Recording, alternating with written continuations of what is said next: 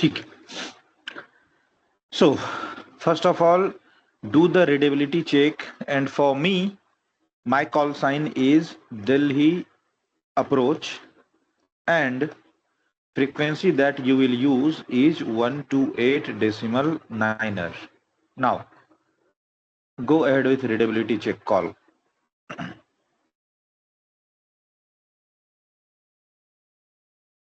Yes, readability check करो आप लोग.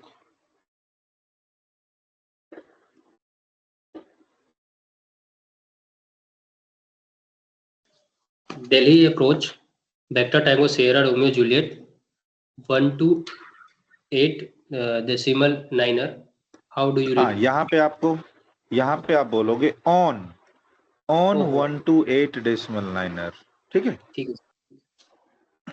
How do you read? In the reply, Delhi told Victor Tango Sierra Romeo Juliet, Delhi approach, reading you 5. How do you read? Radio 5, strength 5, Vector Tango Sierra Romeo Juliet. Read you 5, strength 5, Victor Tango Sierra Romeo Juliet. Done. Next station, another one. Do the readability check.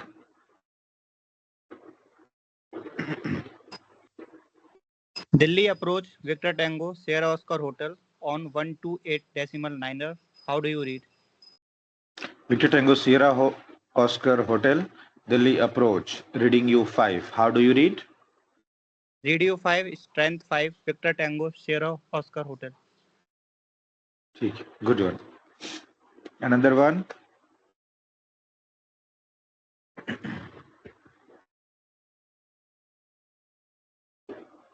Delhi approach Victor Tango Papa Romeo Kilo. How do you read? Sorry, 128 decimal niner.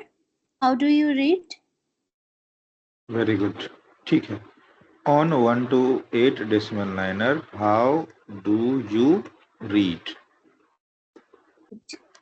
Victor Tango Papa Romeo Kilo, Delhi approach, reading you 5. How do you read? Strength 5 Victor Tango Papa Romeo Kilo. Say again whatever you have told. Strength 5. Read you 5. Strength 5. Read you. Then Victor Tango Read Papa you Romeo 5. Kilo. Very good. ठीक है. And I am writing some of the words. Do let me know through aeronautical phonetics. ठीक है. Do let me know through aeronautical phonetics कि हम लोग उसको क्या पढ़ेंगे, right? So हाँ, do let me know.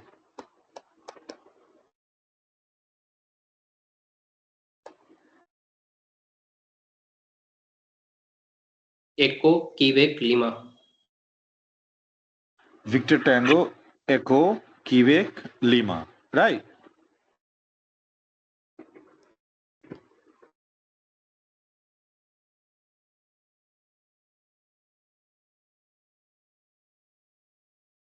Now Niner 8.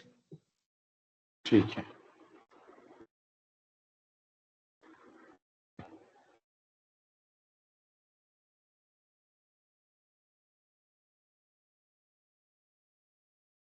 Go ahead. 3500. Very good. ठीक है. Today we'll have a look on reading techniques of numbers and parameters. ठीक है. And we'll also go to the some other topics. ठीक है. Before going there, do let me know. Who had asked Papa Romeo Kilo. Please confirm if VFR and IFR topic is clear to you. Is that clear now, or you need more description about that? Sir, I need to more description. ठीक है, ठीक है। क्या होता है in aviation, when you are going to operate aircraft, ठीक है, then you need to follow two rules. Something is known as VFR and something is known as IFR। VFR मतलब visual flight rule, as you can see on the screen left side में। VFR means visual flight rule. इसका मतलब captain जो aircraft operate करेगा, pilot जो aircraft operate करेगा, तो खुद अपने कॉकपिट से झांक के बाहर देखेगा और तब वो एयरक्राफ्ट को ऑपरेट करेगा। मींस इस रूल के अंदर में जब एयरक्राफ्ट ऑपरेट होता है तो पायलट अपने विंडो से बाहर झांक के देखता है और अपने आंखों पे भरोसा करता है किसी भी टाइप के ऑपरेशन के रिगार्डिंग, कि एयरपोर्ट पे पहुंचे कि नहीं, तो उसको रनवे दिखना चाहिए, ठीक है। अगर उसके इंस्ट्रूमेंट में दिखा रहा है कि ही इज ऑन 5000 फीट, तो उसको एक अंदाजा लगेगा, एक अनुमान लगेगा कि yes somehow he is on certain height, तो ये 5000 फीट होगा। कहीं ऐसा तो नहीं कि इंस्ट्रूमेंट में शो हो रहा है 5000 फीट और वो अभी रनवे पर ही है। तो VFR में पायलट खुद अपने आंख से देख के एयरक्राफ्ट को ऑपरेट करता है, राइट।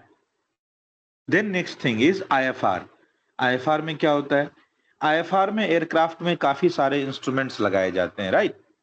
जैसे आपका अल्टीमीटर हो गया, ADI हो गया, एटीट्यूड डायरेक्टर इंडिकेटर, HSI हो गया, हॉरिजॉन्टल सिचुएशन इंडिकेटर, कंबाइनली किसी इसको CDI भी बोलते हैं, कोर्स डायरेक्शन इंडिकेटर। उसके बाद आपका आता है VSI, वर्टिकल स्पीड इंडिकेटर। उसके बाद GPWS है आपके हाथ में, बहुत सारे TCAS है, ठीक है, GPWS या TAWS है, GPS है आपके पास, FMS है, उसमें आपका FSU है। तो ये बहुत सारे इंस्ट्रूमेंट इक्विपमेंट लगे होते हैं आपके एयरक्राफ्ट में, जो कि ILS का पूरा system, sorry I forgot to mention, ILS का पूरा system, marker beacon, glide slope, localiser. तो ये सारे इंस्ट्रूमेंट एंड इक्विपमेंट जो होते हैं, ये सब इतने एडवांस इक्विपमेंट हैं कि अगर इन सब में से कोई पैरामीटर आपके एयरक्राफ्ट में शो हो रहा है तो आपको बाहर देखने की जरूरत नहीं है, आप इस पे भरोसा करके एयरक्राफ्ट को ऑपरेट कर सकते हो। सपोज आप नाइट में फ्लाइंग कर रहे हो, तो आप हो सकता है नाइट में विजिबिलिटी रिड्यूस तो जनरली हो ही जाती है, नाइट में विजिबिलिटी रिड्यूस हो सकती है। सो एज अ पायलट आपको नाइट में थोड़ा कम भी दिखता हो तो आप बाहर देख के फ्लाई कर ही नहीं सकते, वहां तो प्रॉब्लम हो जाएगा आपको। That time you need to fly under IFR। Means आप इंस्ट्रूमेंट को देख के एयरक्राफ्ट फ्लाई करोगे, ठीक है। आपको बाहर देखने की जरूरत नहीं है, बाहर झांक के ऑपरेट करने की जरूरत नहीं है। तो ऐसे ऑपरेशंस को बोला जाता है IFR। क्लियर? Yes, sir. ठीक है। इसके बाद आता है IFR एंड VFR का डिफिनेशन, मोर और लेस यही है। फिर आती है बात कि आप कब तक VFR में फ्लाई कर सकते हो एंड कब तक IFR में फ्लाई कर सकते हो। सनसेट के आधे घंटे, सॉरी, सनराइज के आधे घंटे बाद, मॉर्निंग में सनराइज के आधे घंटे बाद और इवनिंग में सनसेट से आधे घंटे पहले तक आप VFR में ऑपरेट कर सकते हो। अगर इसके बाद आपको जहाज उड़ाना है तो आपको एयरक्राफ्ट में IFR मैंडेटरी होना चाहिए, अदरवाइज आप एयरक्राफ्ट ऑपरेट ही नहीं कर सकते। क्लियर?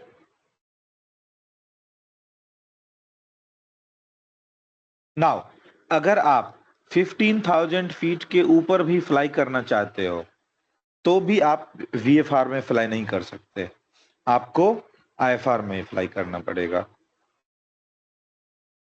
डन?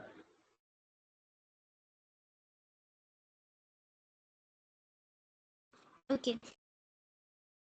सो ये दोनों रूल है आपके IFR का। एक बहुत फेमस कोट है, ठीक है, मैं अगेन व्हाट्सएप ग्रुप पे रीशेयर करता हूं, आपको पता चलेगा। किधर गया ग्रुप? यस, देखो एक बहुत फेमस कोट है IFR के लिए। IFR को बोलते हैं flying by look at dial. ठीक है। Flying by look at dial, dial means आपके इंस्ट्रूमेंट्स के गेज जो वहां पे रीडिंग दिखाएंगे, यानी आप डायल को देख के ऑपरेट करते हो। जैसे आपका अगर वॉच है ना, तो वॉच का जो मिडिल सेक्शन है जहां पे सुइयां लगी होती है उसको बोला जाता है डायल। तो आईएफआर को बोलते हैं fly by look at dial, and VFR को बोलते हैं, ठीक है, वीएफआर को बोलते हैं fly by the seat of your pants, ठीक है, by the seat of your pants. इसका मतलब होता है दीज आर द सब non formal quotes by the European people, तो वो तो ऐसे कैजुअल में लैंग्वेज यूज करते हैं।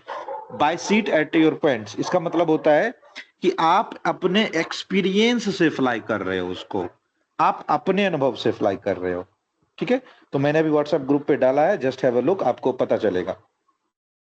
तो क्या होता है कि आईएफआर में आप जो फ्लाई करते हो totally dependent over the instruments, and अगर कोई एयरक्राफ्ट आईएफआर अप्रूव्ड होता है उस केस में वैसे एयरक्राफ्ट में बहुत लार्ज क्वांटिटी में इंस्ट्रूमेंट्स एंड सेंसर्स लगे होते हैं जो कि हमेशा ये इंश्योर करते हैं कि सारा सिचुएशन नॉर्मल रहे, और अगर कभी किसी रीजन से कोई सा भी सिचुएशन एबनॉर्मल होता है तो वो आपको इंटेलिजेंस प्रोवाइड करते हैं,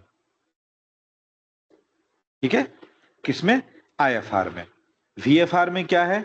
पायलट खुद से बाहर देख के फ्लाई करेगा। In this case overall responsibility है पायलट की कि वो इंश्योर करे कि सब कुछ नॉर्मल है और बाहर सेफ इन्वायरमेंट है। और अगर आपका आजकल जितने भी एयरक्राफ्ट बने हैं मोर और लेस सारे के सारे आईएफआर इक्विप्ड होते हैं, मींस आपके एयरक्राफ्ट में आईएफआर कैपेबिलिटी दी होती है। तो अभी क्या हो गया कि जब आप वीएफआर के अंदर फ्लाई कर रहे हो उस टाइम में भी इंस्ट्रूमेंट्स में रीडिंग दिखाई जाएगी, ऐसा नहीं है कि इंस्ट्रूमेंट काम करना बंद कर देगा। लेकिन वीएफआर का रूल कहता है कि भले इंस्ट्रूमेंट्स आपको इंटेलिजेंस दे, भले इंस्ट्रूमेंट्स आपको रीडिंग दे रहा हो, लेकिन आप एक बार खुद अपनी आंखों से देखो तब आप कोई भी डिसीजन लो। Hope I am clear on this two topics. Yes, sir. Now on the basis of operation कई बार क्या होता है, suppose will take an example of Kanpur airport and will take example of Delhi airport. तो कानपुर एयरपोर्ट में भी छोटा एयरपोर्ट हो सकता है जहां पे आईएलएस लैंडिंग सिस्टम की फैसिलिटी नहीं है।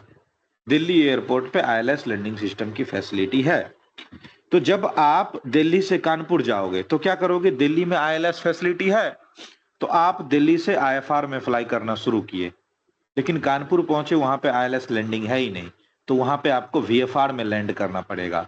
तो ऐसा ऑपरेशन जहां पे इनिशियली आप आईएफआर में फ्लाई कर रहे हो और बाद में वीएफआर में कन्वर्ट होना पड़े, ऐसे ऑपरेशन को बोलते हैं under the flight rule Yankee, ठीक है। तो एक फ्लाइट रूल हो गया आईएफआर, वीएफआर, तीसरा यंकी, चौथा क्या हो गया? Zulu. Just vice versa of this, आप कानपुर से दिल्ली जा रहे हो तो कानपुर से वीएफआर फ्लाई करके जाओगे और दिल्ली में आपके पास आईएलएस सिस्टम अवेलेबल है तो आप आईएफआर में लैंड कर लो। ऐसे ऑपरेशन को बोलते हैं अंडर फ्लाइट रूल जुलू, कि पहले कुछ देर वीएफआर में फ्लाई करेंगे और बाद में आईएफआर में ट्यून हो जाएंगे। डन?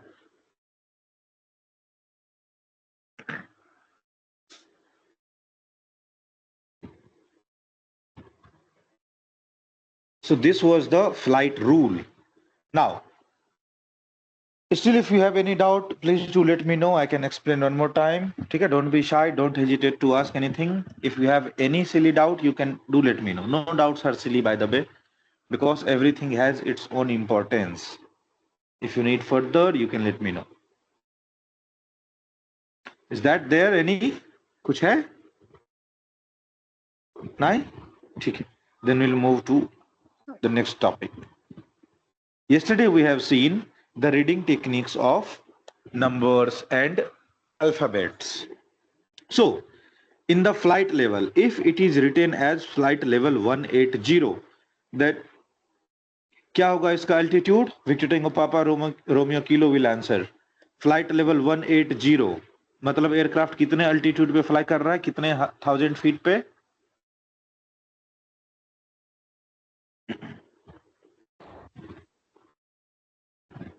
18,000 फीट पे। वेरी गुड, 18,000 फीट पे एयरक्राफ्ट फ्लाई कर रहा है, right. So if it is written in the format of FL, तो आप पढ़ोगे फ्लाइट लेवल 180। क्यों? क्योंकि कल हमने पढ़ा था कि हमको हर एक डिजिट को अलग अलग पढ़ना है, हम नंबर प्रोनाउंशिएट नहीं कर सकते। हम इसको 180 नहीं बोलेंगे, ना ही इसको बोलेंगे फ्लाइट लेवल 180, इसको पढ़ना होगा फ्लाइट लेवल 180। सिमिलरली हमारा हेडिंग यानी हमारे एयरक्राफ्ट का direction, so if it is written in degree we will say heading 180 degrees, ठीक है, 180 नहीं पढ़ेंगे। विंड्स का डायरेक्शन दिया और विंड्स का स्पीड, विंड्स 200 डिग्रीज 25 नॉट्स, ठीक है, इसको 25 नहीं पढ़ेंगे, ना ही इसको 200 पढ़ेंगे। तो ये सब कुछ एग्जांपल्स हैं विच विल हेल्प अस कि कैसे डिजिट्स को पढ़ेंगे। अगर लिखा है 160 तो 160 नहीं पढ़ेंगे, हमको पढ़ना होगा winds 160 degrees and 18 knots, gusting 30 knots. Transponders के स्क्वाक कोड अगर हमको अलॉट हुए हैं फॉर एन एग्जांपल 2400, तो इसको 2400 नहीं पढ़ेंगे। If someone will ask what is the squawk code of your transponder, that time you need to say 2400, मतलब हर एक डिजिट को अलग अलग पढ़ देना है, that's all. Clear? So we'll take an example of altimetry reading as well, कि how to read the altimeter settings. Now कल हमने पढ़ा था कि हम 100 का यूज कर सकते हैं और 1000 का यूज कर सकते हैं। इन दोनों नंबर सिस्टम का यूज हम लोग करते हैं अल्टीमेट्री रीडिंग में, जब हम अल्टीट्यूड ट्रांसमिट करते हैं उस केस में। If it is QNH 1010 as usual, 1010 नहीं 1010, but suppose we are flying at 800 feet, तो हम लोग बोल सकते हैं 800 फीट। क्यों? क्योंकि 100 परमिसेबल है और 8 itself is a digit, so we can say. अगला आता है 3400, तो इसको हम 3400 नहीं बोल सकते, नहीं। इस केस में क्या बोलेंगे? 3400 फीट। क्यों? 1000 भी बोलना हमको परमिसेबल है और 100 भी हमको बोलना परमिसेबल है, सो 1000 एंड 100 का यूज करके 3400 feet. Next 12,000 feet, can I से 12,000 फीट? नो। क्यों? क्योंकि 12 बोलना ही परमिटेड नहीं है, 12 नहीं बोल सकते। क्या बोलना पड़ेगा? 12,000, ठीक है। Take another example, if it is 18,900, ठीक है, 18,900, then we cannot say 18, what we need to say? 18,900। otherwise keep a master note for you, ठीक है। if you are having any kind of confusion to read it as 100, to read it as 1000, do one thing, always try to speak each and every digit separately, that always works। अगर 12,000 लिखा हुआ है तो आप उसको पढ़ो 12000, it always works। 18900, ठीक है, ये हमेशा काम करेगा। तो अगर आपको रूल याद है it is well and good, अगर आपको रूल याद नहीं है, प्रिविलेज याद नहीं रह पाता है, हर एक डिजिट को अलग अलग पढ़ दो, हमेशा काम करता है, कभी नहीं फंसोगे, ठीक है। Then runway visual range, similarly you can use 100 and 1000 here to read the runway visual range, ठीक है, and visibility is being indicated in the form of meters। We'll take an example of frequency reading as well. Suppose frequency is 118.000, so you can say frequency 118.000, point नहीं बोलना है, ठीक है, 118.000।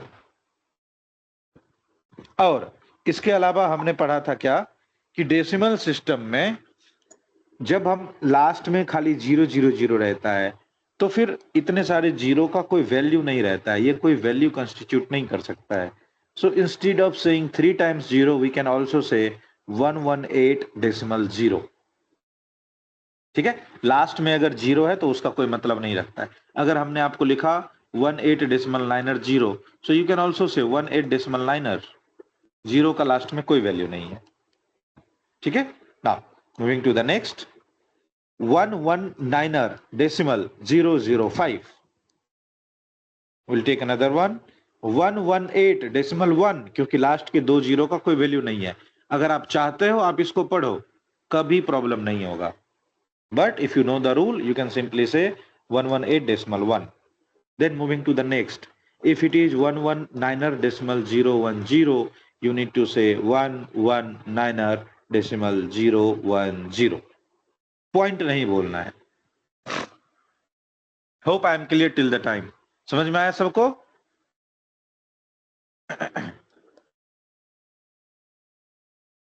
How to read the time, the next important thing.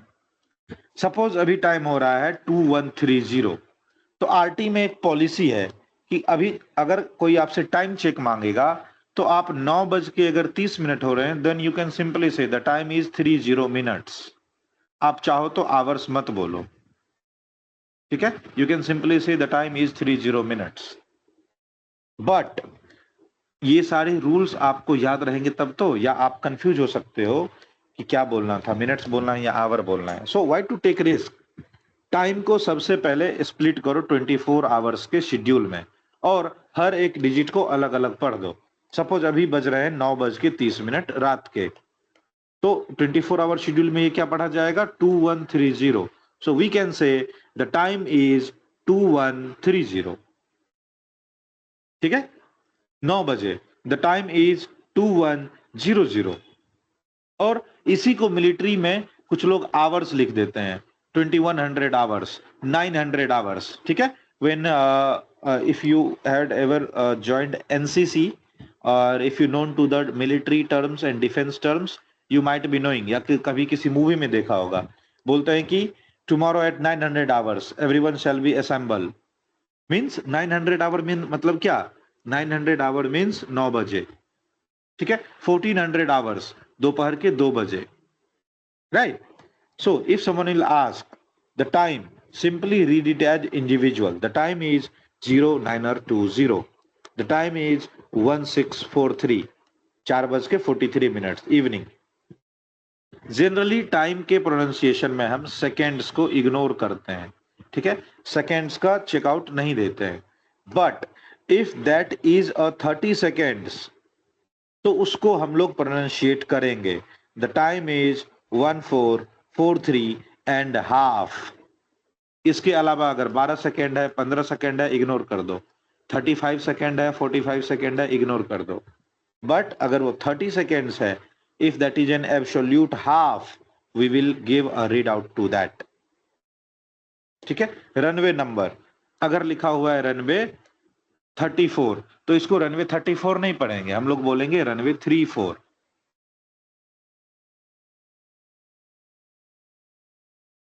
Clear for you?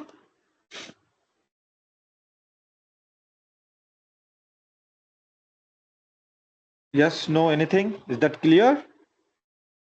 Yes, sir. If you have any doubt, you can let me know. Anyone?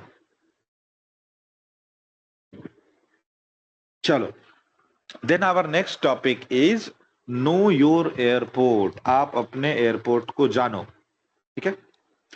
If you don't understand the airport scenario, if you don't know the airport parts, then how you will operate the aircraft. And as I told in part 1, your role will be pilot in command.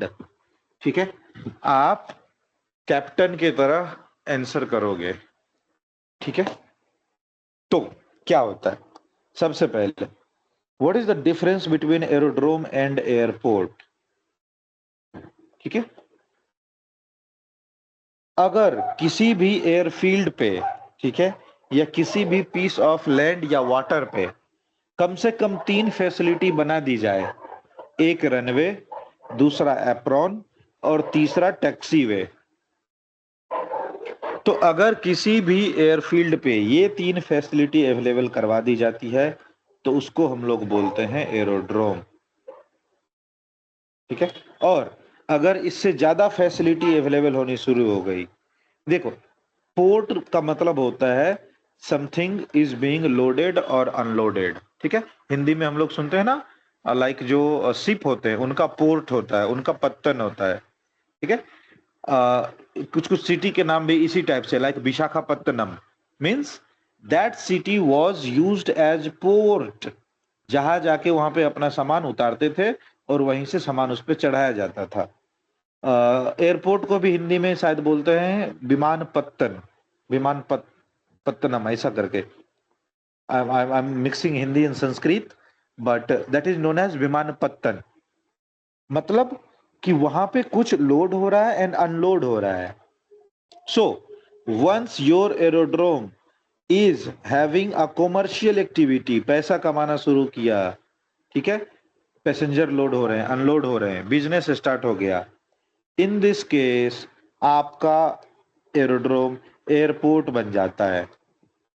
और जैसे ही आप अपने airport पे porting की service start किए, किसी को load करना अनलोड करना शुरू किए, सबसे बड़ी रिक्वायरमेंट आती है सिक्योरिटी। कि ऐसा तो नहीं कि किसी पे यहाँ पे केस चल रहा है और आप उसको जहाज में बैठा के विदेश पहुंचा दिए। ऐसा तो नहीं कि आप कुछ इलीगल आइटम कैरी कर रहे हो, बम बारूद या गोली बंदूक, कुछ भी, सोना चांदी। सो सबसे पहले किसी भी एयरपोर्ट पे सिक्योरिटी सर्विस एस्टेब्लिश करनी पड़ती है। उसके लिए कौन है? BCAS और CISF। तो एरोड्रोम एयरपोर्ट कब बनने लगता है? जब वहां पे टर्मिनल बिल्डिंग बन जाएगी, जब वहां पे पैसेंजर्स का मूवमेंट स्टार्ट हो जाएगा, जब वहां पे कॉमर्शियल एक्टिविटी स्टार्ट हो जाएगी, either mail, cargo, parcel, goods मतलब सामान, ये सब लोड अनलोड होना शुरू हो जाएंगे, then that aerodrome is becoming airport. So all airports are aerodrome, चाहे वो छोटा हो बड़ा हो। क्यों? क्योंकि एरोड्रोम कहता है उसको सिर्फ 3 चीज चाहिए, एक रनवे, दूसरा टैक्सीवे, तीसरा एप्रॉन। तो ये तीनों चीज जहां कहीं भी है आप उसको एरोड्रोम बोल सकते हो। Am I clear?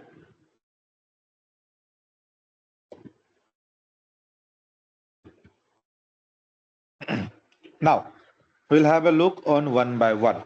सबसे पहला टॉपिक है रनवे। हाउएवर हर एक टर्म जो अभी मैं एक्सप्लेन करूंगा ये आपको दिया गया है नोट्स में।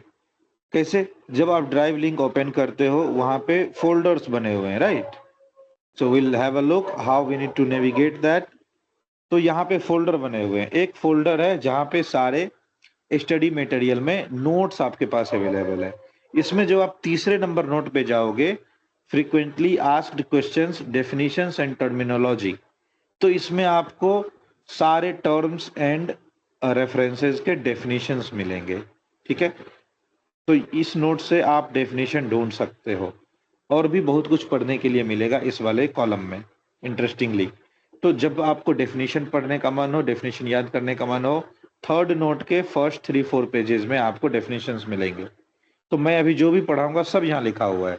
आपको जब भी टाइम मिले you can have a look on this, ठीक है। But in class try to understand the definition, and आपको अगर समझ में नहीं आता है don't hesitate to stop me then and there, ठीक है। जहां प्रॉब्लम हो वहीं रोक दो कि सर इसको एक बार और एक्सप्लेन करो, done? I will not mind, don't worry. So you can ask me as many times as you will take to understand. Why? Because the things are important. Things are very important. So सबसे पहला term runway. देखो नाम से ही clear है, run वे। Run मतलब दौड़ना, वे मतलब रास्ता। दौड़ने के लिए जो रास्ता है, तो क्या वहां पे पैसेंजर दौड़ेगा या पब्लिक दौड़ेगी? नो। कौन दौड़ेगा? एयरक्राफ्ट। किस लिए? For take off and landing, ठीक है। तो द पाथवे और the defined path of an aerodrome, defined मतलब जिसको बताया गया है, जो लिखा गया है कि ये एक पाथ है, ठीक है। तो the defined path of an aerodrome और एयरफील्ड, ठीक है, the defined path of an airfield, ठीक है, where aircraft is performing takeoff और लैंडिंग रन। ठीक है, लैंडिंग रन, लैंडिंग और टेक ऑफ के लिए जहां पे रन करेगा वो हो गया आपका runway. Clear?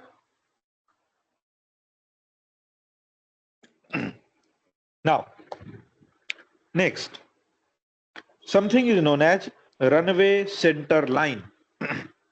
Runway centre line, RCL, runway centre line. अच्छा, please do let me know if screen is being shared. Yes, sir. अटक रहा है? चलो, I'll open another screen to have monitoring by myself. Okay, just a second, I'll be back. मैं दूसरे screen start कर लेता हूँ ताकि प्रॉब्लम नहीं रहे, ये इंश्योर करने में कि एवरीथिंग इज गोइंग स्मूथली।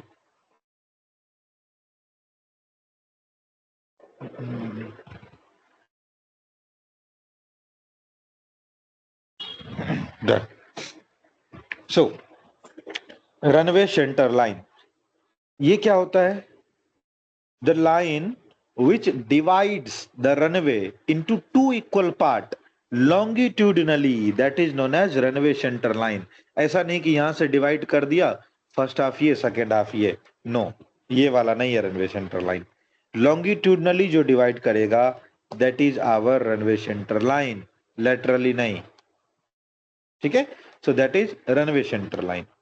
अब देखो, next one is runway designator. आप देखो यहाँ पे लिखा हुआ है रनवे 27 और यहाँ पे लिखा हुआ है रनवे 09। रनवे 27 नहीं लिखा हुआ है, सिंपली लिखा हुआ है 27 और यहाँ लिखा हुआ है 09। इसको बोलते हैं रनवे डेजिग्नेटर। ये क्या होता है एक्चुअल में?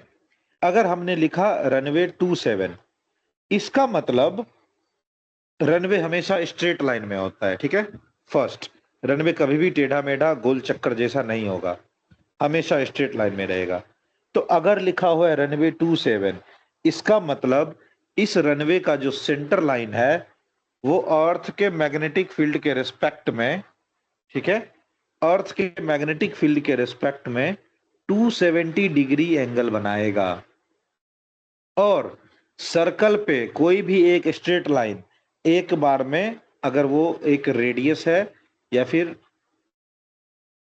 वो एक डायमीटर है, तो वो एक बार में दो एंगल बनाएगा, 00 डिग्री, 90 डिग्री, 180, 270, राइट। तो देखो, एक बीच बीच इक्वेटर पे जो सेंटर लाइन हमने ड्रॉ किया, यहाँ पे 270 डिग्री बना रहा है और यहाँ पे 90 डिग्री बना रहा है। तो अगर लिखा हुआ है रनवे 27, मतलब ये वाला रनवे अर्थ के मैग्नेटिक फील्ड के हिसाब से 270 डिग्री एंगल बना रहा है, राइट। और जस्ट उसका अपोजिट रनवे 09 वो बनाएगा 90 डिग्री। क्लियर? तो अगर रनवे 27 है, इसको 10 से मल्टीप्लाई करो, 270 डिग्री का एंगल। Runway 34, 340 degree. तो इसको बोलते हैं रनवे डेजिग्नेटर। रनवे के ऊपर ही लिखा रहता है। रनवे 27 मतलब 270 डिग्री, 09 मतलब 90 degree. Next one is runway threshold. Threshold का मतलब होता है हमेशा बिगिनिंग ऑफ एनी रनवे।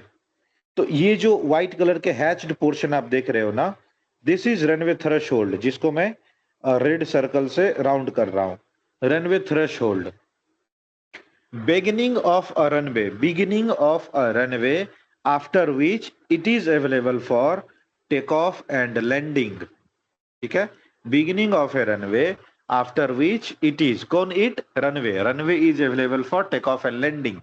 तो उस बिगिनिंग पॉइंट को हम लोग बोलेंगे runway threshold.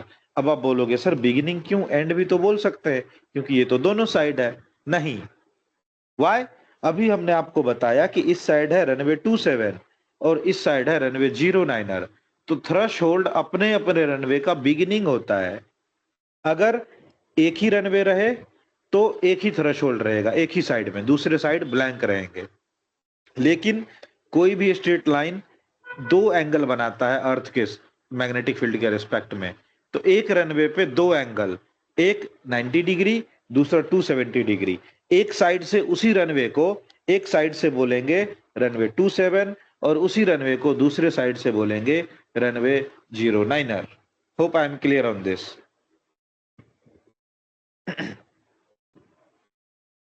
Clear? Papa romeo kilo.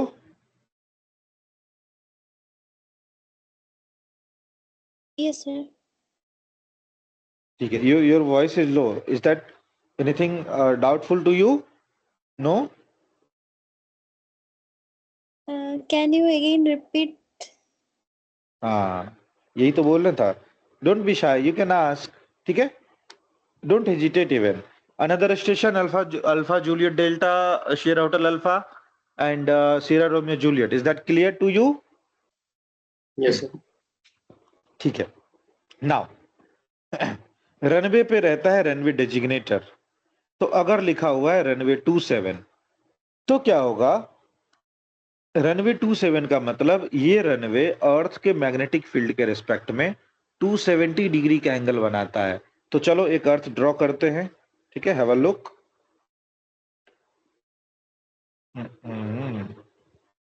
Now will draw on earth. ठीक है. इन फ्रंट ऑफ यू ये हो गया अर्थ. अर्थ का अगर हम मैग्नेटिक लाइंस ड्रॉ करें तो कैसे होगा? North south east and west. North south east and west 0 degree और 360 डिग्री.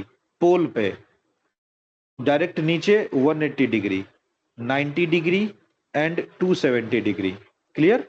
तो ये जो रनवे हमने बनाया ये रनवे अर्थ के डिलीट हो रहा है. अर्थ के मैग्नेटिक फील्ड के रिस्पेक्ट में एक साइड से 270 डिग्री एंगल बना रहा है देखो, और दूसरे एंड पे यही रनवे 90 डिग्री एंगल बना रहा है. तो एक रनवे का दो नाम, एक साइड से रनवे 27 दूसरे साइड से रनवे 09er. अभी क्लियर है? Yes, sir. नाउ एक रनवे दोनों साइड से टेक ऑफ या लैंडिंग के लिए यूज किया जा सकता है. इधर से ही टेक ऑफ भी हो सकता है, इधर से ही लैंडिंग भी हो सकती है. दूसरे एंड से टेक ऑफ भी हो सकता है और दूसरे एंड से लैंडिंग भी हो सकती है. तो अब क्या होगा? विंड्स के डायरेक्शन पे डिपेंड करता है कि आपका लैंडिंग या टेक ऑफ किस डायरेक्शन में होगा. So can you tell me, take off and landing is favourable against the wind और इनटू द विंड? विंड्स के डायरेक्शन में अच्छा रहेगा या विंड्स के ऑपोजिट अच्छा रहेगा?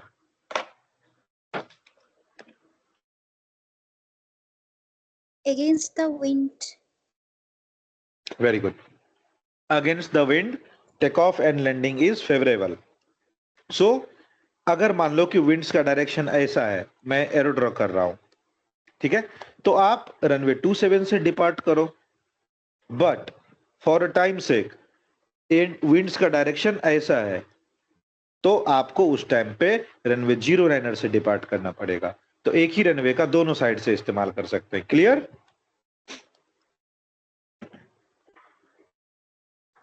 सो एक ही रनवे का दो नाम, एक साइड से 09er दूसरे साइड से 27. That is known as runway डेजिग्नेटर.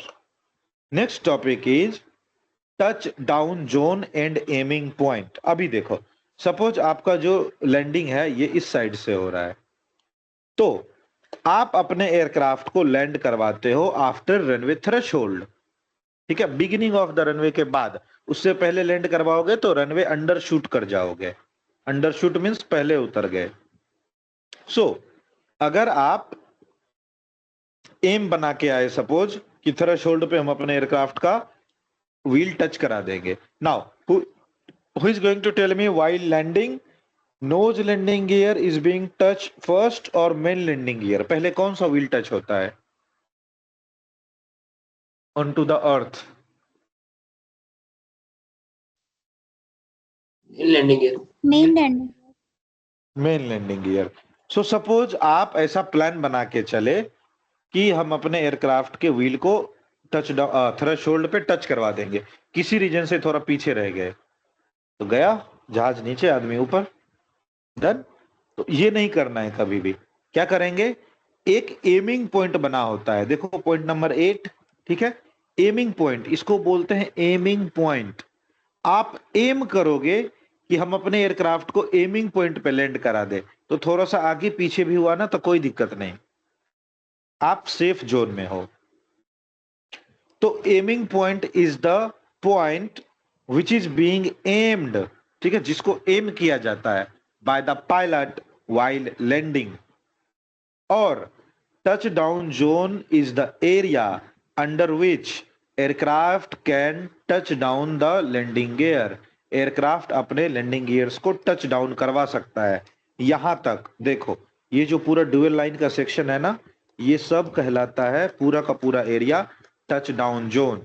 कि अगर आप लैंड करवाना चाहते हो तो यहां तक में अपने व्हील को टच करवा लो। अगर यहां तक में आप लैंड नहीं करवा पाए, आपका व्हील टच नहीं हुआ ग्राउंड में, तो फिर लैंड करो ही मत, गो अराउंड के लिए चले जाओ, राइट, एक बार हवा में चक्कर काट के आओ। ठीक है, तो ये एम होता है टच डाउन जोन का, कि आप टच डाउन जोन के भीतर भीतर लैंड कर लो, नहीं कर पाए तो लैंड ही मत करो, एक बार फिर से घूम के आओ। ठीक है, now the next one is stop way. Point number 10 you can C stop way, by the name it is clear.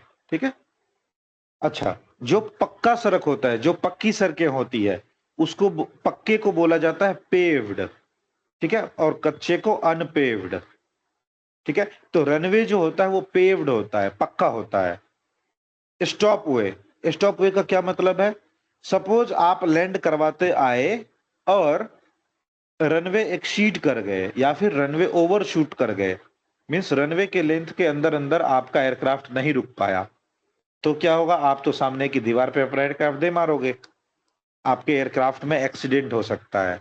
In this scenario runway के एंड पे, इस फोटो में हालांकि दोनों साइड डायग्राम नहीं बना हुआ है, बट दोनों एंड पे कुछ अनपेव्ड कच्चे जमीन को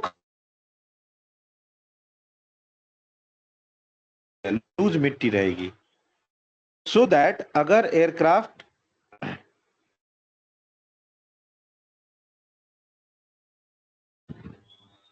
अभी नेटवर्क गिर रहा था क्या for a moment? Yes sir. ठीक, कोई ना। तो स्टॉप हुए मतलब अगर किसी रीजन से आपका एयरक्राफ्ट रनवे में लैंड नहीं कर पाया और रनवे ओवरशूट हो रहा है, तो उस केस में आपके एयरक्राफ्ट का लैंडिंग गियर यहाँ पे धंस जाए और आपका एयरक्राफ्ट यहीं पे रुक जाए, इसको बोलते हैं स्टॉप वे। ठीक है, रनवे के दोनों एंड पे होता है कच्चा जगह, लूज सॉयल, कि अगर रनवे एक्सीड कर रहे हो तो आपका एयरक्राफ्ट यहीं पे धंस के रुक जाए, फंस के, ठीक है, आगे नहीं बढ़ पाए, तो वो हो गया स्टॉप वे। ठीक है, something is known as clear way. ठीक है, clear way, clear way is an air space, ठीक है, which is being left unobstructed, वहां पे किसी भी टाइप का ऑब्स्ट्रक्शन, बाधा रुकावट नहीं रहेगा। ठीक है, clear way is an air space which is being left unobstructed for the initial take off and landing of an aircraft. ठीक है, एयरक्राफ्ट धीरे धीरे अपना अल्टीट्यूड गेन करता है, सामने ही बड़ी सी बिल्डिंग बना दोगे तो कैसे वो फ्लाई करेगा? इसके लिए रनवे के बाद क्लियर वे छोड़ा जाता है।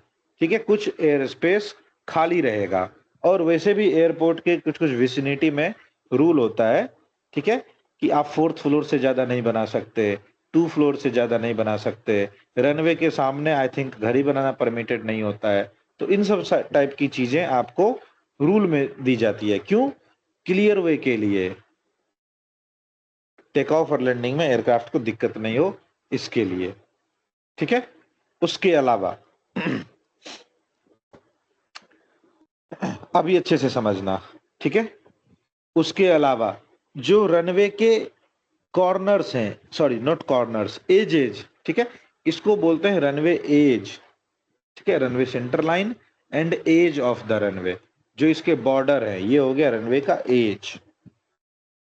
Now next topic is runway, उसको मैं शॉर्ट में लिख रहा हूं RWY, रनवे होल्डिंग पॉइंट, या फिर इसको बोलते हैं होल्डिंग पोजीशन। ठीक है, रनवे में आप जिस जिस एंट्री पॉइंट के थ्रू एंटर करोगे, देयर इज ए रूल कि अगर आपको रनवे खाली दिखा, इसका मतलब ये नहीं कि रनवे पे अपना एयरक्राफ्ट जाके लगा लिए, नहीं। रनवे में एंटर करने से पहले आप रुकोगे और पूछोगे एटीसी से कि am I clear to enter the runway or not. ठीक है, तो एटीसी से पूछ के रनवे में एंटर करना है। तो जिस पॉइंट पे आप रुकते हो उस पॉइंट को बोला जाता है रनवे होल्डिंग पॉइंट, की रनवे में एंट्री करने से पहले यहाँ पे होल्ड करिए, यहाँ पे वेट करिए, तब एटीसी से पूछ के एंटर करिए। Clear? Now something is known as apron. Apron, ठीक है, apron. Apron is a defined area over an airfield. ठीक है, a defined area over an airfield, ठीक है, विच, ठीक है, जो कि एकोमोडेट करेगा एयरक्राफ्ट। एकोमोडेट मतलब संभालेगा, which accommodate the aircraft for the purpose of, क्या क्या पर्पस रहेगा, अच्छे से समझो और ये सब इंपॉर्टेंट है। For the purpose of parking, apron का सबसे पहला पर्पस होता है पार्किंग। ठीक है, for the purpose of parking. Next, fuelling. ठीक है, third, embarkation and disembarkation of passenger. ठीक है, उतारने और चढ़ाने के लिए, किसको, इम्बार्केशन और डिसइम्बार्केशन ऑफ पैसेंजर, उतारने और चढ़ाने के लिए। फोर्थ, मेंटेनेंस, आप एप्रॉन पे छोटे मोटे मेंटेनेंस भी कर सकते हो। तो 4 पर्पस, क्या क्या, parking, fuelling, embarkation and disembarkation of passengers and maintenance.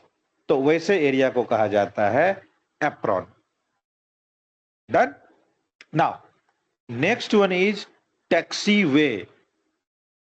Taxi वे के डेफिनेशन से पहले I will ask what is taxi and what is towing? ठीक है, do you know, Papa Romeo Kilo, whether you are known to this? What do you mean by taxiing and what do you mean by towing? Sir taxi में ऐसा है कि मतलब कि जो engine on रहते हैं उस टाइम में, मतलब पायलट भी कॉकपिट में रहते हैं उस टाइम में, जो पार्किंग कराते हैं एयरक्राफ्ट को, वैसा कुछ। Yes, yes, going right. ठीक है, very good. हाँ, टोइंग में Very good. Taxiing मतलब when aircraft moves at its own power. ठीक है, moves, अच्छे से टैक्सी के डेफिनेशन को समझो। I will share the definition वाला डॉक्यूमेंट टू यू। ठीक है, taxiing when aircraft move under its own power, सबसे पहला चीज। ठीक है, इंजन ऑन है यानी आप अपने पावर पे मूव करते हो। When aircraft moving at it own power, ठीक है, एंड उसमें दूसरा सबसे इंपॉर्टेंट चीज, moving at its own power other than take off या लैंडिंग रन।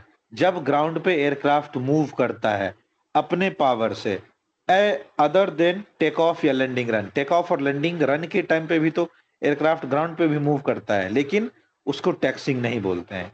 ठीक है, तो टैक्सिंग मतलब when aircraft is moving under its own power on ground except takeoff और लैंडिंग रन। टेक ऑफ या लैंडिंग के टाइम पे जो ग्राउंड पे मूवमेंट होती है उसको छोड़ के जब एयरक्राफ्ट ग्राउंड पे मूव करता है तो उसको बोला जाता है टैक्सीइंग।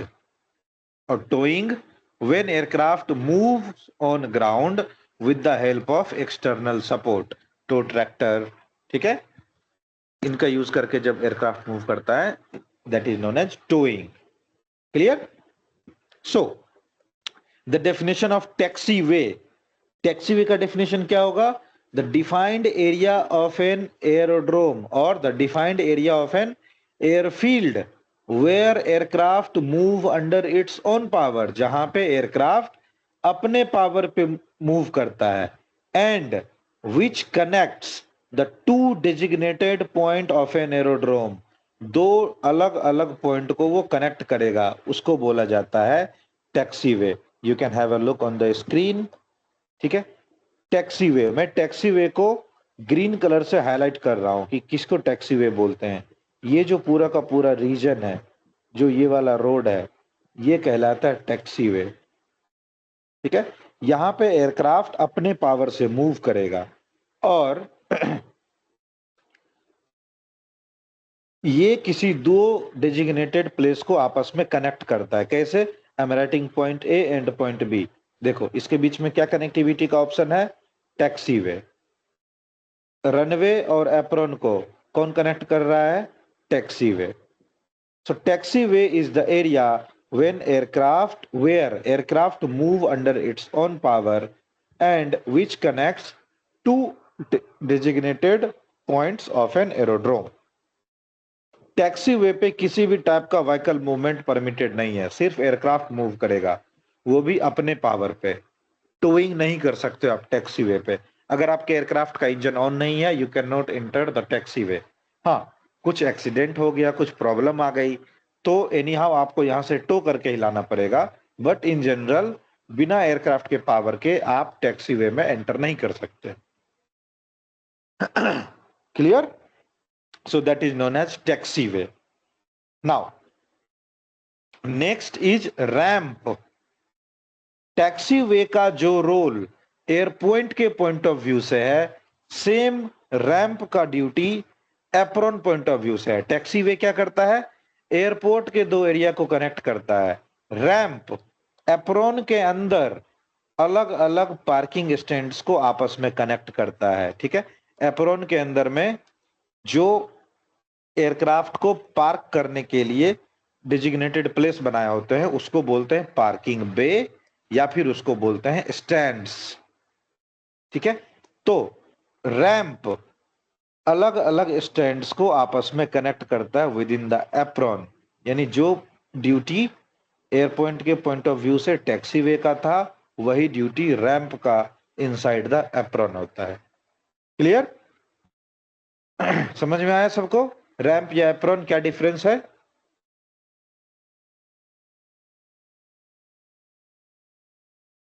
Am I clear till now? Yes, sir.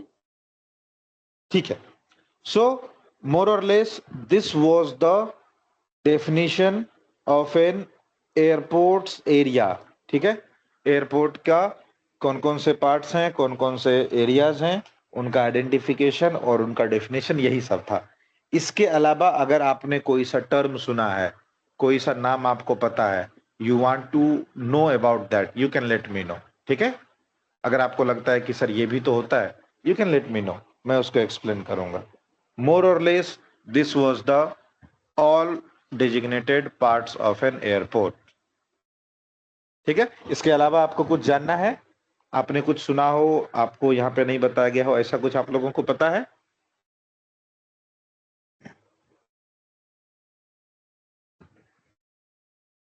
नहीं? Okay, not a problem. Will take a break of few minutes.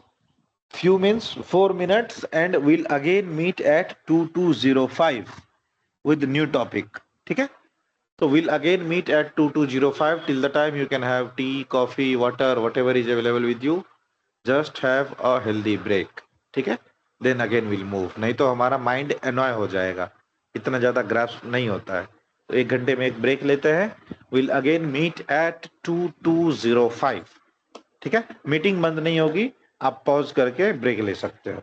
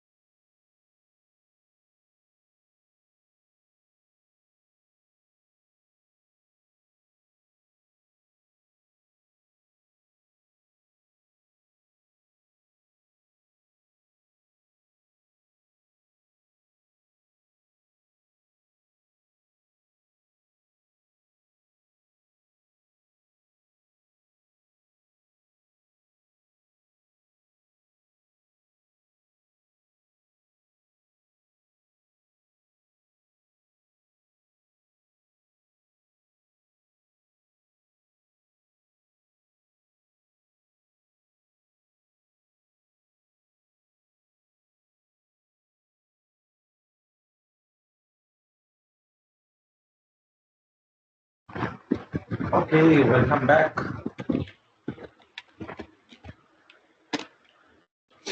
Okay, welcome back everyone. Is your end present?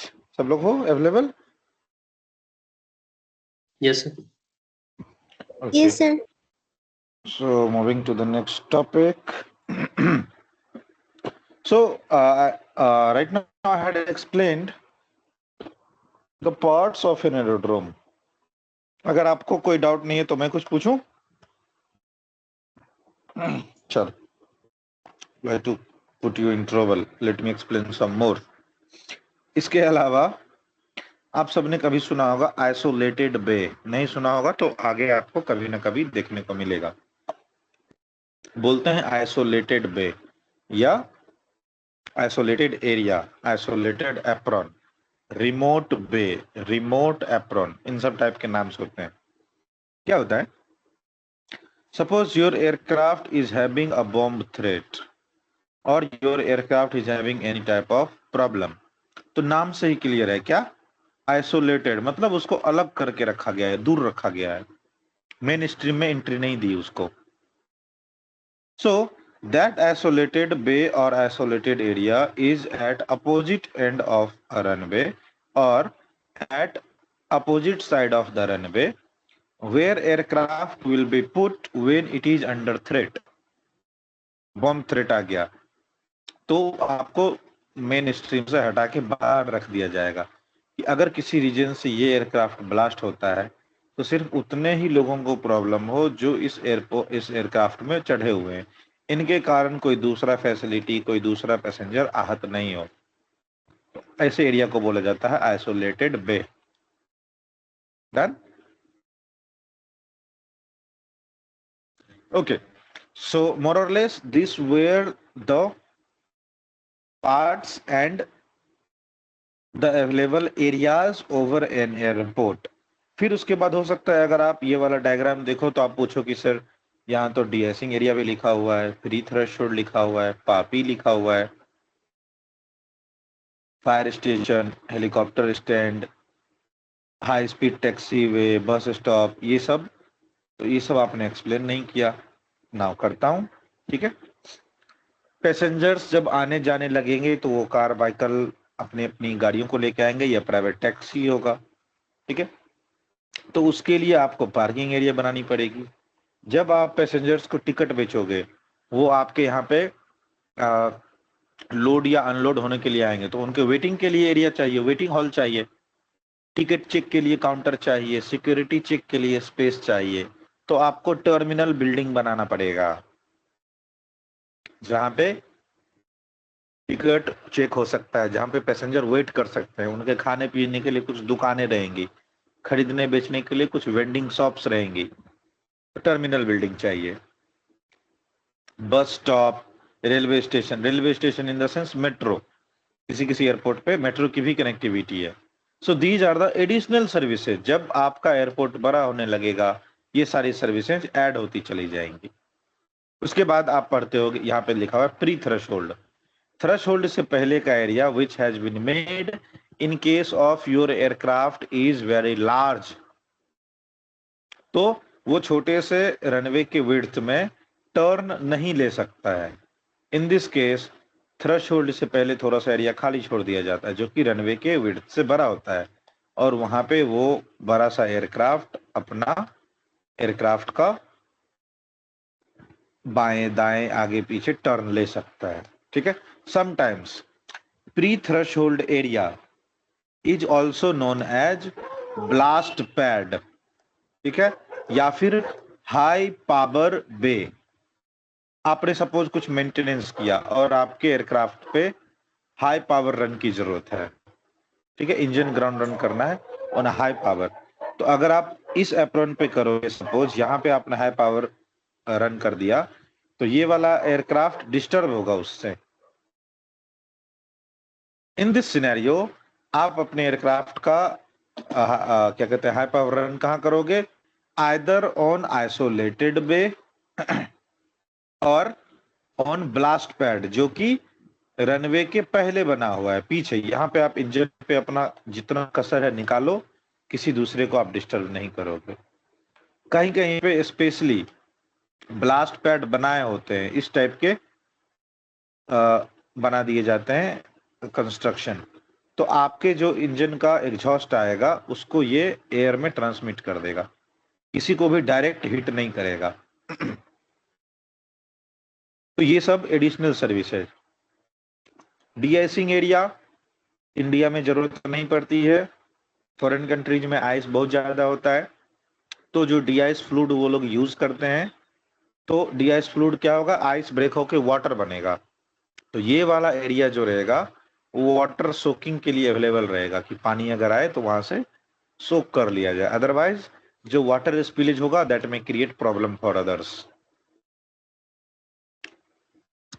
Next PAPI light and this pre threshold. Hold for a moment, हम लोग पापी lights को बाद में पढ़ेंगे। जब lights और approach पढ़ना शुरू करेंगे तब आपको PAPI precision approach path indicator lights आपको पढ़ाया जाएगा। So more or less these were the parts of an airport. Now we'll have a look on the lightings. ठीक है, कि कौन कौन से लाइट कहाँ कहाँ पे अवेलेबल रहते हैं। Basically we'll have to understand the lights of runway and taxiway.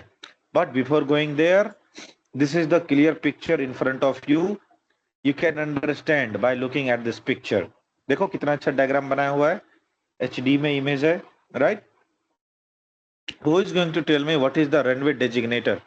यहाँ पे रनवे डेजिग्नेटर को लैंडिंग डेजिग्नेटर लिख दिया है, but what is that, which runway is this, कौन सा नंबर है?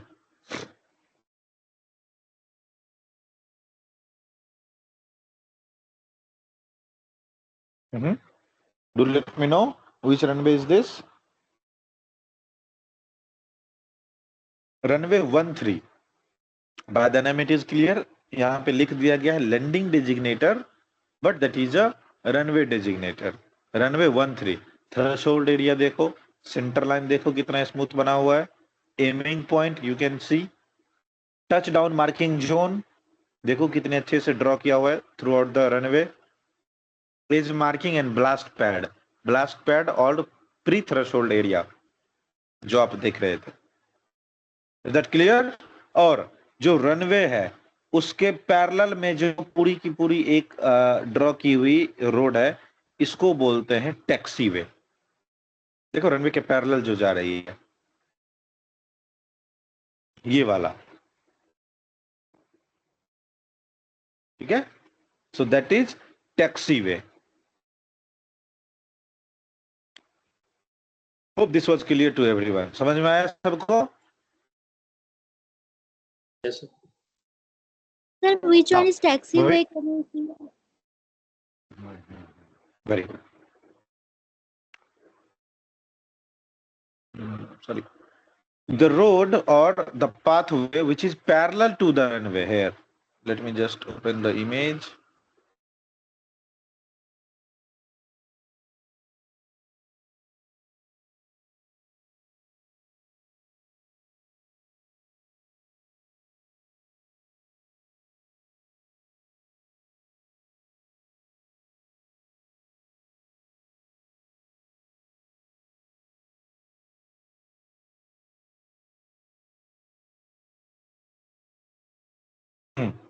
यहाँ पे देखो,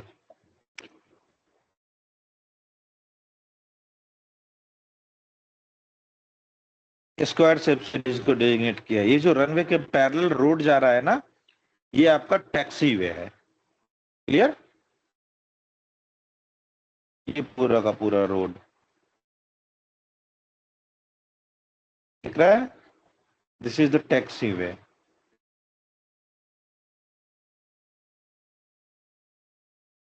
done?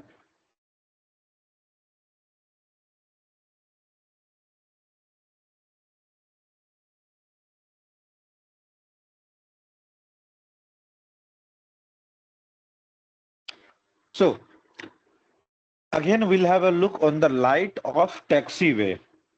This is the lighting of taxiway. ठीक है, टैक्सीवे का सेंटर लाइट ग्रीन कलर का, मेक अ नोट। ठीक है, आप लोग नोट करो। टैक्सी, एक क्वेश्चन पूछता है, क्वेश्चन नंबर 5 ऑफ पार्ट 1 में, the center line of taxiway green in color or edge light of taxiway blue in color. However, over an airfield, कोई सा भी एस्टेब्लिशमेंट है, अगर हम ये दिखाना चाहते हैं ओवर एन एयरफील्ड कि दिस एरिया इज ऑक्यूपाइड और दिस एरिया इज इंगेज्ड, उस केस में हमको उस एरिया के आसपास ब्लू कलर के लाइट लगाने पड़ते हैं। इसका मतलब वो एरिया भरा हुआ है।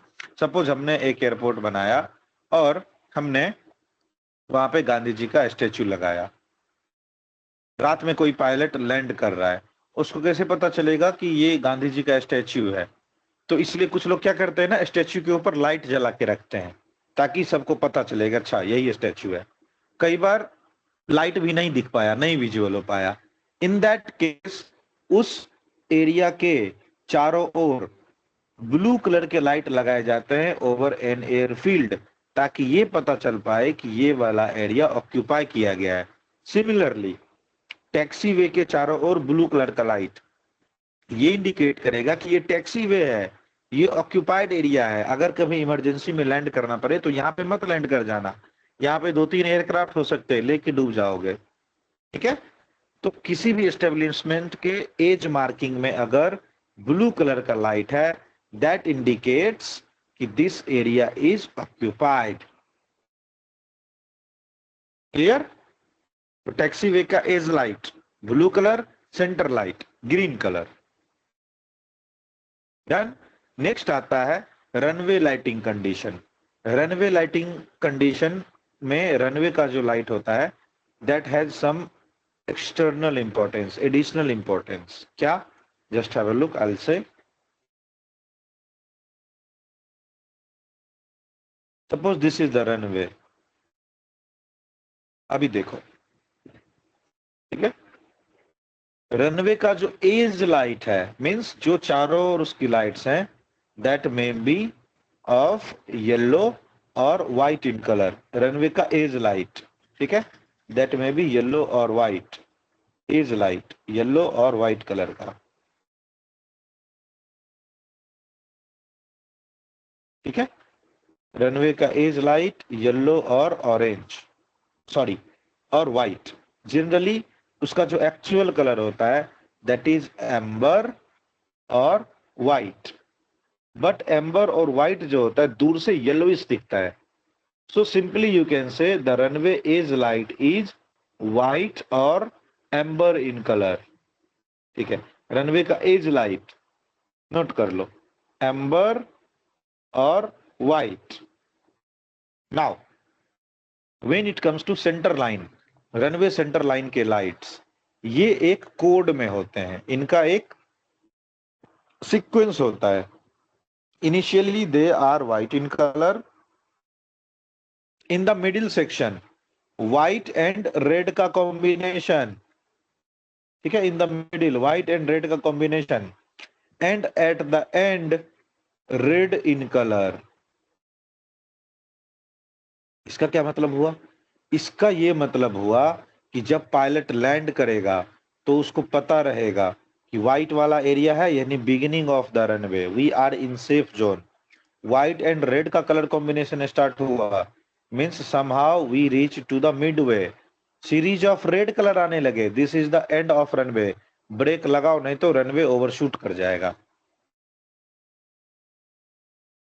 ठीक है, तो रनवे का centre line series of white in colour, series of white color in the beginning, a combination of white and red in the midsection, and a series of red color towards the end of a runway. I hope सबको समझ में आया होगा। Is that clear? Runway के colour combination, have a look, देखो starting में white white दिखेगा, बीच में थोड़ा व्हाइट एंड रेडिश होना शुरू हो गया और लास्ट में पूरा रेड कलर का दिख रहा है। और एज लाइट नजदीक से देखोगे व्हाइट दिखेगा, दूर चलते जाओगे थोड़ा थोड़ा येलोइश होता जाएगा, येलो कलर का।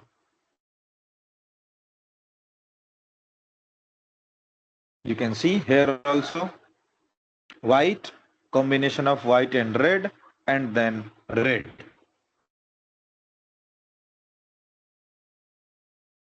ठीक है, उसके बाद precision approach path indicator lights हम लोग बाद में पढ़ेंगे। इसमें आपको जितना सारे लाइट्स दिख रहे हैं ना, हम लोग एडिशनल एक दिन क्लास लेंगे over this things and that will be clear there of. अभी के लिए आप बस टैक्सीवे और रनवे के एज लाइट और सेंटर लाइट्स को जानो। I hope that these two things are clear to you. Taxiway और runway edge light and runway centre light clear है सबको?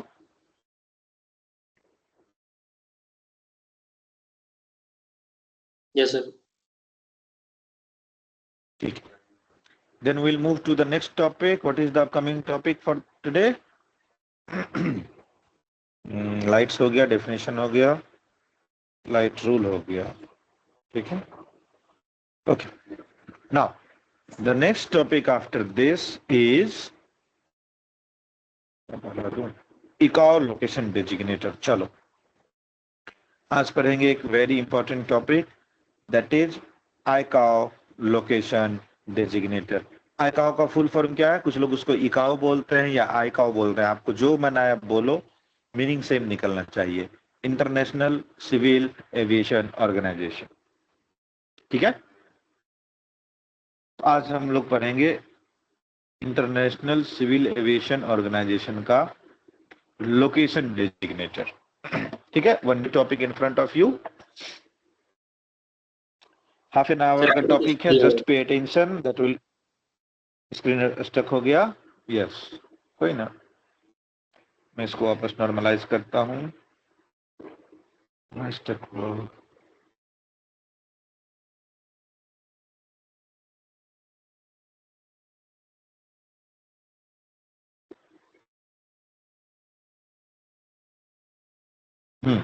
our next topic is ICAO location designator or ICAO location designator, whatever you want to say, simply go ahead with that, ठीक है। now अभी क्या हुआ, suppose आप सबके city में जो रोड्स होते हैं या जो चौक चौराहे होते हैं या फिर जो कोई फेमस म्यूजियम है, कोई फेमस स्टेडियम है, तो आप लोग जनरली क्या देखते हो कि लगभग सारे रोड सिटी में एक महात्मा गांधी रोड रहेगा, एमजी रोड। लगभग सारे सिटीज में सुभाष चंद्र बोस कोई चौक रहेगा या फिर Subhash Chandra Bose museum like this, और जवाहरलाल नेहरू स्टेडियम, इंदिरा गांधी स्टेडियम, इस टाइप से रहते हैं इंडिया में खास करके। तो अगर हमने एयरपोर्ट बनाए, ठीक है, मुंबई में, तो सपोज महाराष्ट्र में 5 एयरपोर्ट हैं, एक मुंबई, एक पुणे, एक वाराणसी, एक नागपुर, ऐसा ऐसा करके 4-5 जगह पे हमने एयरपोर्ट बनाए। तो मराठी लोग तो शिवाजी महाराज से बहुत ज्यादा इंस्पायर्ड है and he was a great personality, so that उनका नाम होना चाहिए। तो पता चला सारे एयरपोर्ट का नाम रख दिया शिवाजी महाराज एयरपोर्ट। फॉरेन से कोई पायलट जहाज उड़ा के इंडिया आया, बोलेगा कहाँ लैंड करो, बोलेगा शिवाजी महाराज एयरपोर्ट पे। कौन से शिवाजी महाराज एयरपोर्ट पे? 5 हैं। या फिर कई बार क्या होता है कि हमारे क्लासरूम में भी, जैसे take example of name Saurabh, 3 लोगों का नाम सौरभ रख दिया। तो स्कूल में हम लोग ऐसा शेयर किया करते थे ना, सौरभ 1, सौरभ 2, सौरभ 3, या फिर सौरभ ए, सौरभ बी, सौरभ सी, इस टाइप से हम लोग कुछ ना कुछ नाम रख लेते थे लाइक दैट। अगर सारे एयरपोर्ट का नाम एक ही जैसा रहेगा तो बाहर वाला तो कंफ्यूज हो जाएगा। तो उसके लिए बनाया गया लोकेशन डेजिग्नेटर, कि दुनिया में कोई भी एयरपोर्ट रहेगा उसके लोकेशन को डेजिग्नेट करने का आइडिया कौन देगा? इंटरनेशनल सिविल एविएशन ऑर्गेनाइजेशन एक स्टैंडर्ड सेट करेगा ताकि दूसरा कोई कंफ्यूज नहीं हो, ठीक है। So we will understand the ICAO location designator with the help of Mumbai airport, ठीक है। मुंबई एयरपोर्ट का इंटरनेशनल लोकेशन डेजिग्नेटर है VABB, ठीक है। Will understand the location designator through Mumbai airport. तो मुंबई एयरपोर्ट का लोकेशन डेजिग्नेटर है VABB, ठीक है। तो अब यहां से समझेंगे कि कैसे VABB मुंबई एयरपोर्ट का नाम पड़ा और दूसरे एयरपोर्ट्स के नाम कैसे रखे जाएंगे। ठीक है,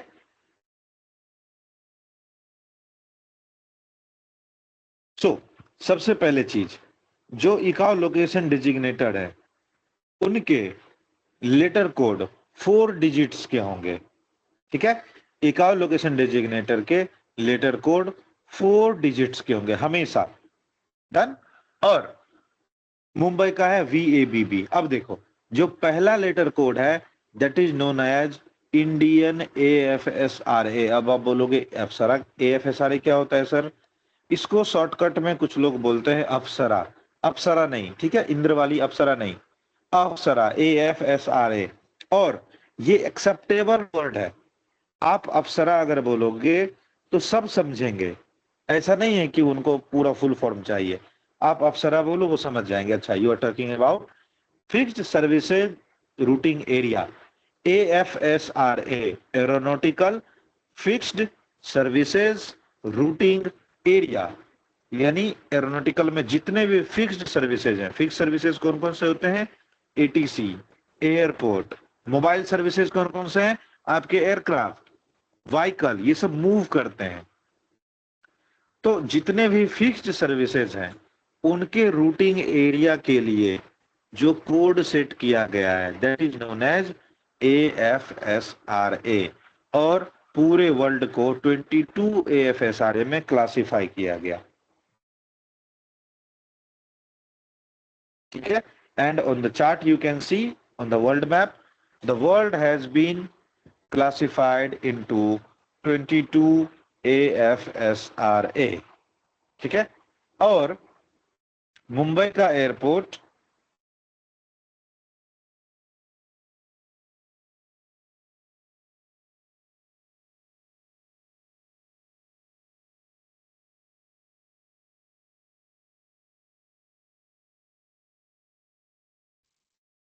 आपकी आवाज नहीं आ रही सर। यस, मैं जानबूझ के होल्ड ही हुआ हूं। ठीक है, I know there is a network glitch, इसलिए मैं थोड़ा रुक गया। इज दैट नाउ पेज भी क्लियर? क्लियर माय नहीं ऑडियो दिखा रहा इज है। पेज ब्लर हो रहा है, पेज फोटो। थोड़ा हेजी आ रहा है, शायद मुझे पता नहीं, बहुत हेजी आ रहा है। हाँ, नेटवर्क ग्लिच हुआ था। Just a second, need to refresh that.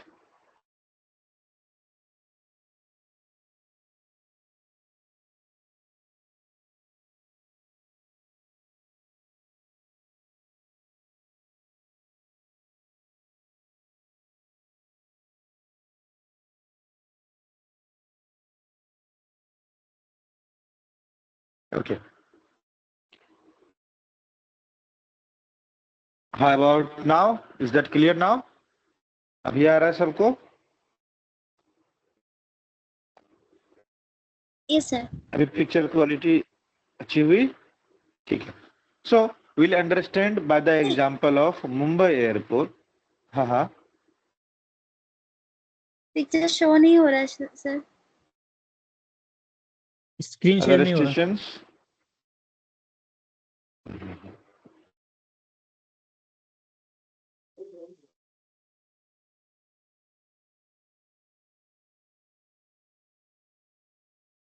Now अभी हो रहा है? नहीं। नो। क्या प्रॉब्लम आ गया? अच्छा, wait for few minutes, let me check what is the actual problem there. Settings.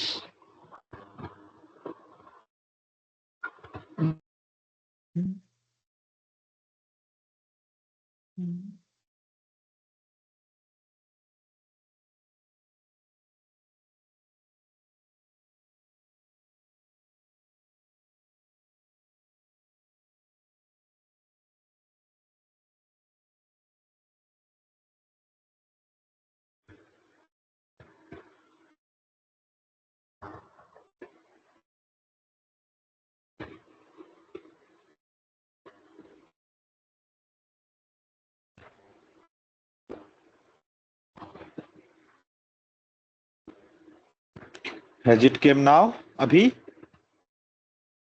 हुआ। ठीक है, so Yes, sir. Will understand. Okay okay, अगर कहीं पे स्टक हो you can let me know. Network glitch क्या ही कर सकते हैं, मोमेंटरली कहीं ना कहीं इंड्यूस हो ही जाता है। ठीक है, नाउ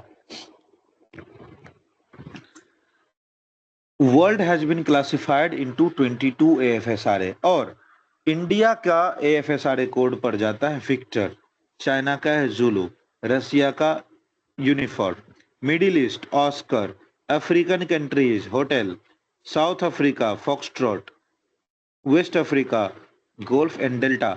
ठीक है, यूरोप ई, अनदर यूरोप में जर्मनी टर्की ये सब लिमा।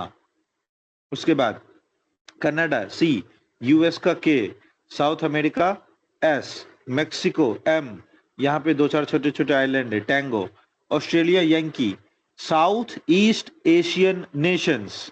ठीक है, Singapore, Indonesia, Laos, Cambodia, no no no and Thailand.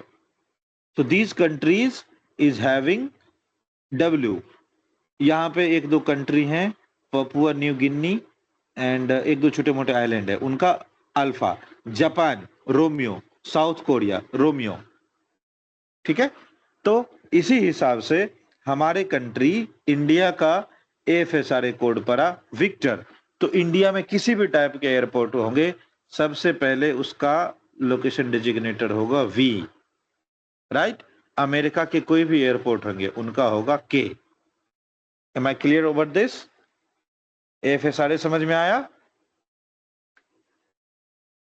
So there are 22 AFSRA except letter code I, X, J and Q। ये अगर आपको याद रहता है बहुत अच्छी बात है, नहीं याद रह पाया कोई दिक्कत नहीं, कोई आपसे नहीं पूछेगा। ठीक है, सो 22 AFSRA, बस आपको इतना याद होना चाहिए। ठीक है, इसीलिए मुंबई एयरपोर्ट का पहला नाम पड़ गया V। दूसरा क्या है? V के बाद आता है A मतलब FIR, फ्लाइट इंफॉर्मेशन रीजन। जैसा रेडियो कंट्रोलर्स में हमने देखा था कि हमारे पास इंडिया में बेसिकली 4 फ्लाइट इंफॉर्मेशन रीजन है, दिल्ली, मुंबई, कोलकाता एंड चेन्नई। ठीक है, तो जो दिल्ली FIR है उनका लेटर कोड है I, India. Western FIR letter code है A, alpha. Southern FIR letter code O, Oscar.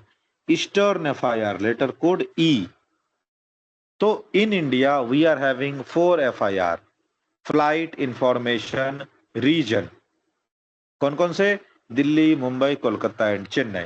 But additionally we have 5th FIR and that is Guwahati FIR। ठीक है, now you can see along with this Bengal, ठीक है, along with the अपना वेस्ट बंगाल, बीच में आता है बांग्लादेश। और initially the Bangladesh was East Pakistan. So when we put अपना FIR controller at Kolkata, we can cover all north east states. ठीक है, मिजोरम, मेघालय, त्रिपुरा, अरुणाचल, असम। ठीक है, तो ये सारे 7 sisters of north east states we can cover by putting controller over Kolkata. लेकिन इससे पाकिस्तान को क्या दिक्कत हुई? उसने बोला तुम तो हमारे घर को झांक लोगे कि हमारे एयरपोर्ट पे क्या है, हमारे कहाँ पे क्या मूवमेंट हो रहा है। तो उसने लगाया ऑब्जेक्शन कि आप हमारे कंट्री में ताका झांकी नहीं करोगे। तो हमको क्या करना पड़ा? To have a control on our 7 sisters of north east states, हमको एक दूसरा FIR कंट्रोलर बनाना पड़ा ओवर द गुवाहाटी। ठीक है, बट उसको हमने कुछ लिमिटेशंस के साथ बनाया। ठीक है, हमने उसको फ्रीली नहीं छोड़ा। क्या? गुवाहाटी FIR का कंट्रोल नॉर्थ ईस्ट स्टेट में रहेगा, but up to flight level 265 only, 26,500 feet तक ही। इसके ऊपर again Kolkata FIR will take the charge.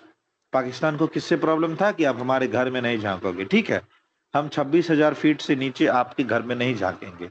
उसके बाद तो आपका घर का छत खत्म हो गया, तो फिर हमारा अपना स्टेट है, हम ओवरऑल उस पर लुकआउट रखेंगे ही। क्लियर? तो इसी रीजन से टोटल 5 FIR बने, बट जो गुवाहाटी FIR होता है उसका भी सेम लेटर कोड है ई। तो Kolkata FIR, Guwahati FIR both comes under eastern FIR, letter code E. Western Mumbai, letter code alpha. Southern letter code oscar. Northern letter code India. ठीक है, तो दिल्ली का आई, मुंबई का ए, साउथ का बी और ईस्ट का ई। तो देखो मुंबई एयरपोर्ट कहां पड़ता है? महाराष्ट्र। कौन सा है? अल्फा। तो मुंबई एयरपोर्ट का दूसरा लेटर कोड क्या हो गया? अल्फा। ठीक है, अब लास्ट के हम लोग 2 लेटर कोड डिसाइड करेंगे कि बीबी कैसे पड़ा।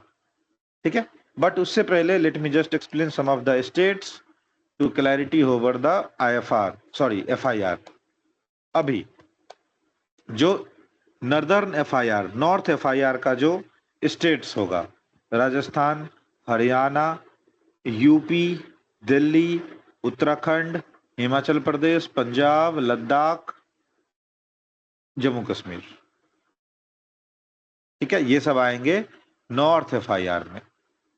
फिर आया आपका वेस्ट FIR, गुजरात, महाराष्ट्र, गोवा, मध्य प्रदेश। ठीक है, हाँ, ये सब आए आपके अल्फा यानी वेस्टर्न FIR में। फिर आया अपना eastern FIR, Bihar, Bengal, Jharkhand, Chhattisgarh, Orissa, some of the Madhya Pradesh, Sikkim, Assam, Arunachal Pradesh, Tripura, Mizoram, Meghalaya, Manipur, ये सब आ गए आपके ईस्टर्न FIR में। फिर southern, Karnataka, Tamil Nadu, Kerala, Andhra, southern FIR। ठीक है, तो सदर्न FIR का हेड कौन? चेन्नई। वेस्टर्न का मुंबई, ईस्टर्न का कोलकाता, नदर्न का दिल्ली। क्लियर? सो मुंबई कौन से FIR में पड़ता है? वेस्टर्न, इसलिए दूसरा लेटर कोड क्या हो गया उसका? अल्फा। नाउ उसके बाद VA तक तो हमको पता चल गया कि V से इंडिया का एयरपोर्ट है और A मतलब वेस्टर्न रीजन का एयरपोर्ट है। आगे बीबी का क्या मतलब है? यहाँ पे ब्रेवो ब्रेवो क्यों लिखा हमने? Now just have a look on the chart. ठीक है, आप देखो चार्ट, लास्ट के 2 डिजिट जो होते हैं वो किसी भी एयरपोर्ट के VOR कोड, जो उस एयरपोर्ट पे VOR स्टेशन रहता है उसके VOR कोड या फिर उस सिटी का नाम, उनसे इंस्पायर्ड होता है last 2 digit of an airport. तो मुंबई का देखो VOR कोड क्या है?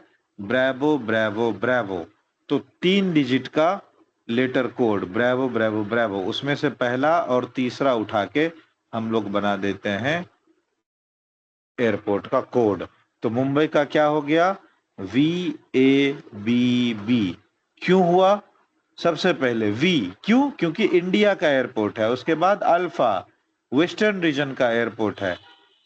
उसके बाद उसका VOR कोड क्या है? BBB, first and third letter of its VOR code. तो मुंबई का हो गया VABB।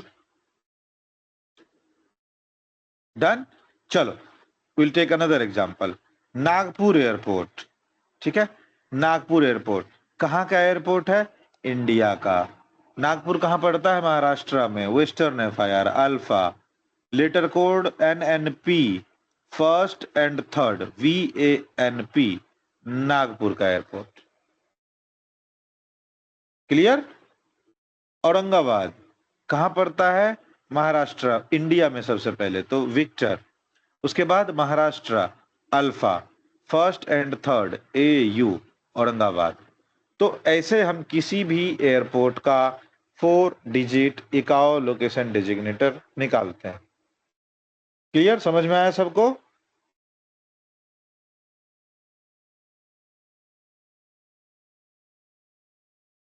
Yes, no, anything? Do let me know whether the echolocation designator technique clear to you. Yes, sir. Sierra Hotel Alpha Papa Romeo Kilo, समझ में आया? Yeah.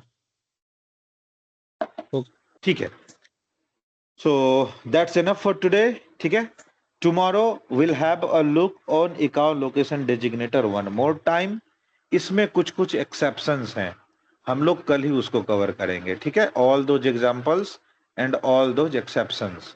तो कल हम फिर से एक बार ब्रश अप करेंगे over echolocation designator and then we will move ahead with further rest topics. ठीक है. So I think that's much enough for today. ज्यादा हो जाएगा फिर आप एनॉय हो जाओगे और आपको समझ में आना बंद हो जाएगा. So that's all for today. ठीक है. I hope I was able to make you understand about echolocation designator. समझ में आया कि नहीं? Do let me know so that tomorrow I can start accordingly. Papa Romeo Kilo Alpha Juliet Delta. Whether these two things are clear to you? Yes, sir. ठीक है. If it is clear, it's very good. ठीक है. आपको सबको note मिला है, आप वहां से नेविगेट करके फाइंड आउट कर सकते हो कि कहाँ पे क्या है और आगे पढ़ाई कर सकते हो. But anyhow be present in the class, everything will be available to you. तो कल हम लोग थोड़ा सा ब्रश अप करेंगे पहले echolocation designator को and then will move ahead. Now confirm if my screen is being shared. मेरा स्क्रीन शेयर हो रहा है सबको? Yes, sir. ठीक है. तो हमने जो आपको स्टडी मटेरियल्स शेयर किया ईमेल पे, तो वो आपको गूगल ड्राइव का लिंक शेयर किया, राइट? यहाँ पे आपको 4 फोल्डर मिलेंगे.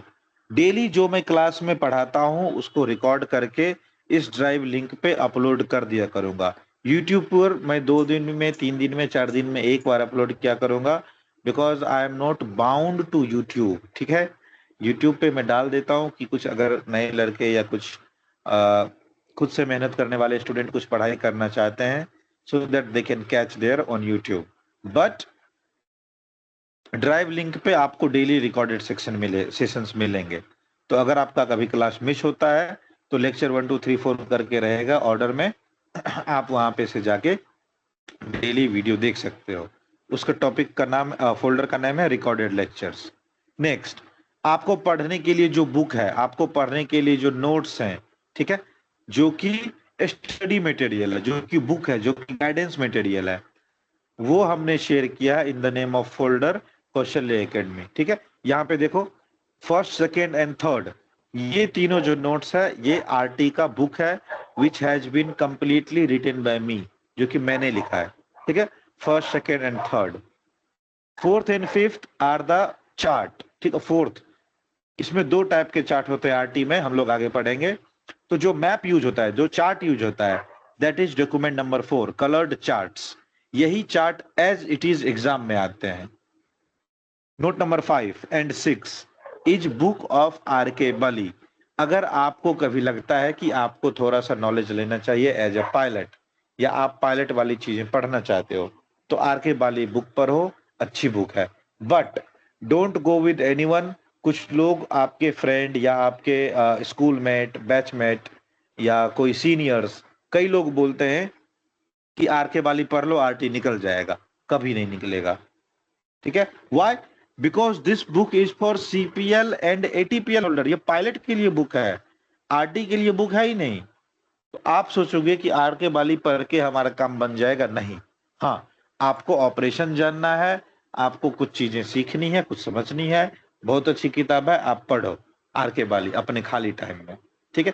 उसके अलावा manuals of radio telephony, this is the single study material which has been issued by ICAO.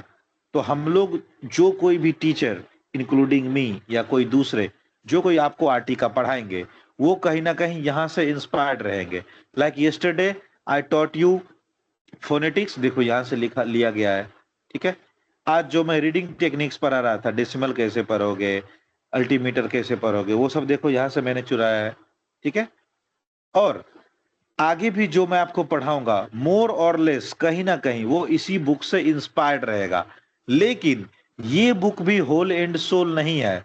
अगर आप सोचो कि ये बुक पढ़ के मैं आरटी दे दूंगा, नहीं होगा रिजल्ट, क्योंकि ये book international civil aviation organization ने बनाया स्टैंडर्ड सेट करके, बट इंडिया में वो ट्रेंड बिगड़ चुका है। तो अभी हमको वही पढ़ना पड़ता है जो इंडिया में ट्रेंड में चल रहा है, जिसको वो लोग समझते हैं। तो ये सारे बुक्स आपको अवेलेबल हैं in the folder Kaushal academy के नाम से जो है। नेक्स्ट, अगर आपको किसी भी टाइप का आरटी का सॉर्टेड बुक्स पढ़ना है तो आप इस फोल्डर को एक्सप्लोर करो, आपको यहाँ पे पता चले। इसके अलावा ये कुछ टॉपिक्स के डायग्राम है, इसको मैं यूज करता हूं to explain you guys whenever something is related. Like आज मैं लाइट्स को क्या कहते हैं एक्सप्लेन कर रहा था। सो if it is a clear picture, if it is a realistic image, it will be beneficial for you. ठीक है, तो ये वाले अलग अलग टॉपिक्स के डायग्राम्स है, ये एक तरह से क्लास नोट्स हैं जिसका मैं यूज करता हूं आपको एक्सप्लेन करने के लिए। कुछ कुछ फोटोज रियल टाइम फोटो हैं जो कि मैंने अपने मोबाइल से किसी एयरक्राफ्ट में बैठ के क्लिक किया है, ताकि आपको एक्सप्लेन करते टाइम अच्छे से मैं एक्सप्लेन कर पाऊं।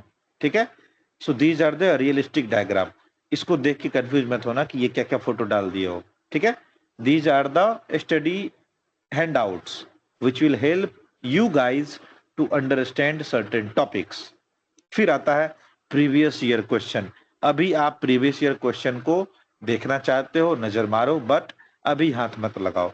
टाइम आएगा मैं आपको बताऊंगा, पहले इसको पढ़ना समझना, and then you guys can start practicing the previous year questions.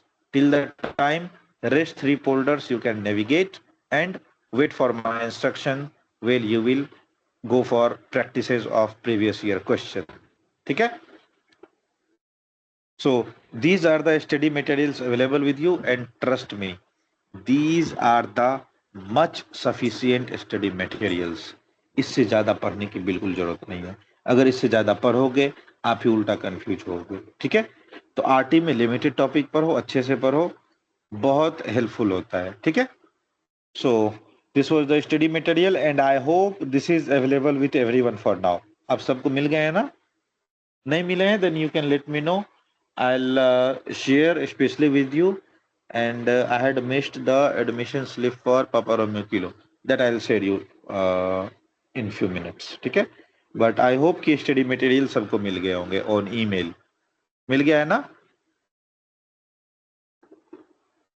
ठीक है, and in your leisure time, जब भी आपको खाली टाइम मिले तो आप मूवी देखते हो, यूट्यूब लेक्चर्स देखते हो, सॉरी यूट्यूब पे कुछ ना कुछ वीडियोस देखते हो, उसी तरह से आरटी का जो सेशन रिकॉर्ड किया है मैंने 4-5 लेक्चर्स पिछले, उसको थ्रू आउट देख जाओ।